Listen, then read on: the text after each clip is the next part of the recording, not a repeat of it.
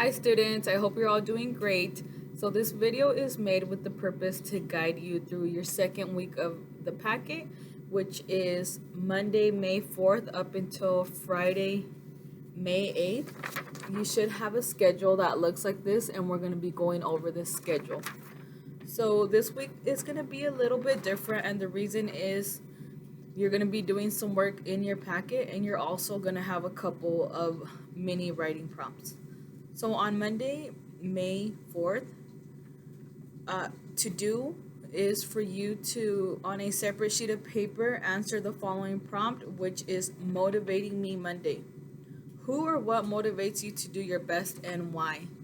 I am going to give you an example of this. So my personal example that I can share with you is my children motivate me to do my best because I want to make them proud, and I want to be a good role model for them. So on a separate sheet of paper, please answer that prompt. Who or what motivates you to do your best and why?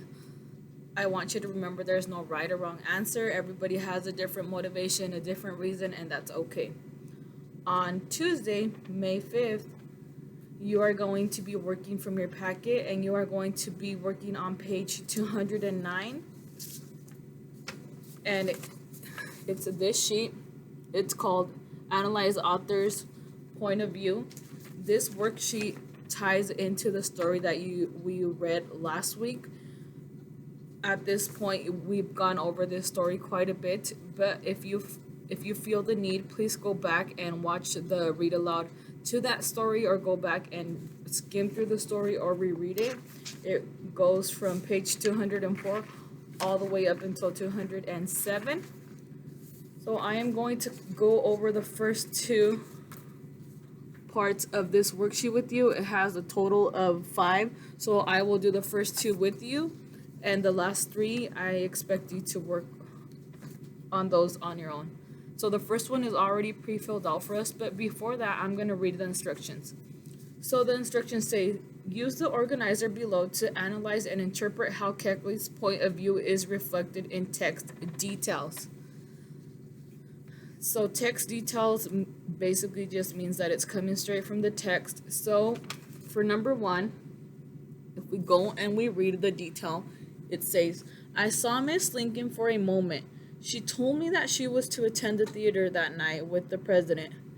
If you can notice here, it tells you what paragraph this was pulled from, and it's paragraph 2. So, is this an event or an emotion? An emotion is a feeling, and an event takes place somewhere. So, this is already pre-filled out for us, and it says it's an event, and then we interpret as Keckley's point of view, which is Keckley knows she is an important person in Miss Lincoln's life. Number 2 says, never before was joy so violently contrasted with sorrow. What does this mean? Is this an event or an emotion? And I wrote down emotion because it's talking about joy. It's talking about sorrow. And what I wrote down for Keckley's point of view is Keckley believes the end of the Civil War is a joyful event because it says never before was joy so violently contrasted with sorrow.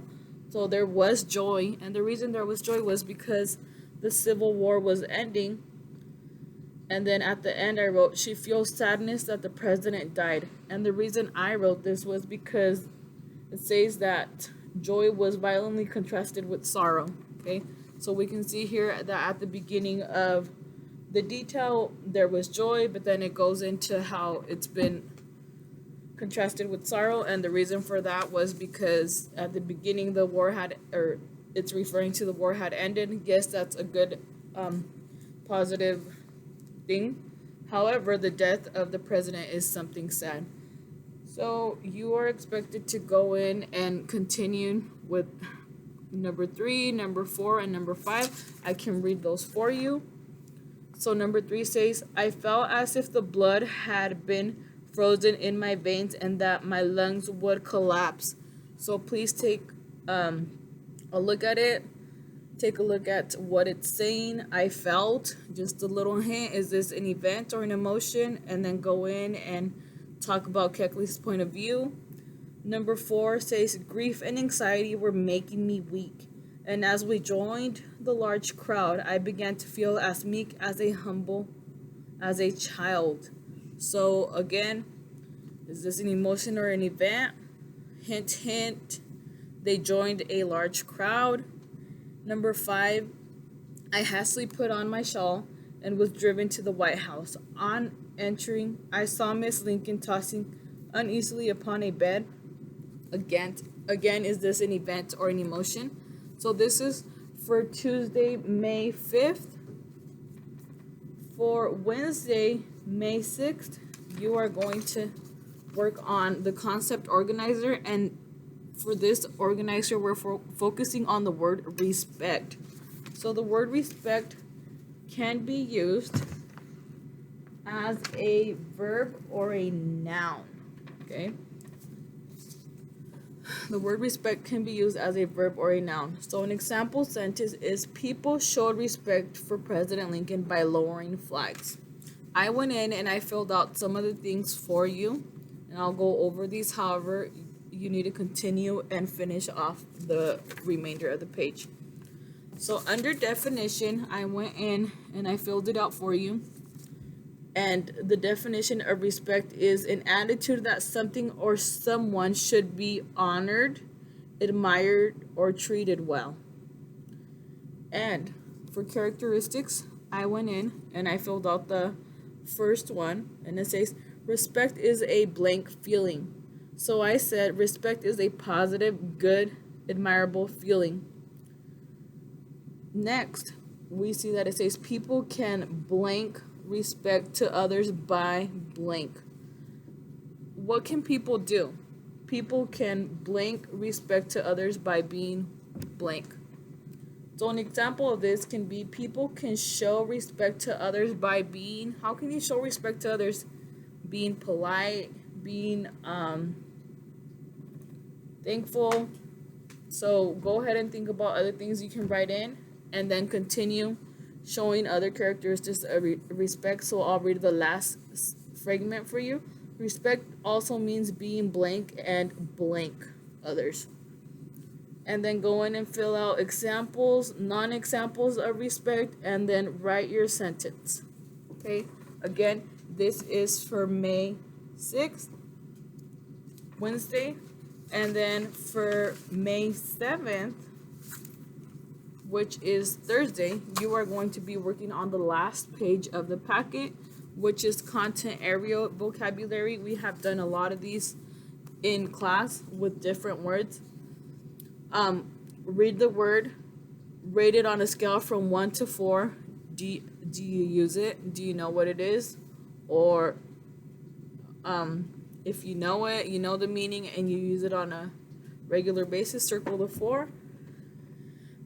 Take a look at the left-hand side column, and that'll help you get some hints for what the meaning is. So accomplice, meaning a person who helps someone blank. And the example is to your left-hand side, and it says police arrested an accomplice who blank. So think of things that you can fill in for that, and I'll give you one right now. So for meaning, for the meaning of accomplice can be a person who helps someone what? For example, a person who helps someone commit a crime. And then for example, police arrested an accomplice who helped their friend rob a hardware store. Go ahead and continue working on this worksheet. Answer the rest of the vocab: capture, cavalry, Confederate, emancipate, and fugitive. Do this to the best of your ability.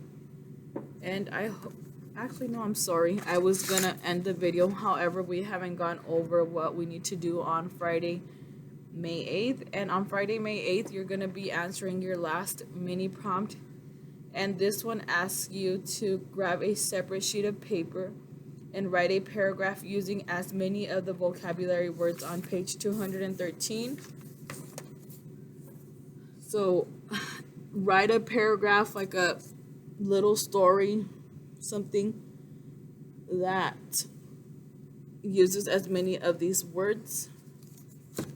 And I hope this video is helpful to you. Again, if you have questions, feel free to message Miss Mejia, myself. You may send us a message on Class Dojo, on email, and I hope everybody is staying safe. Have a great day.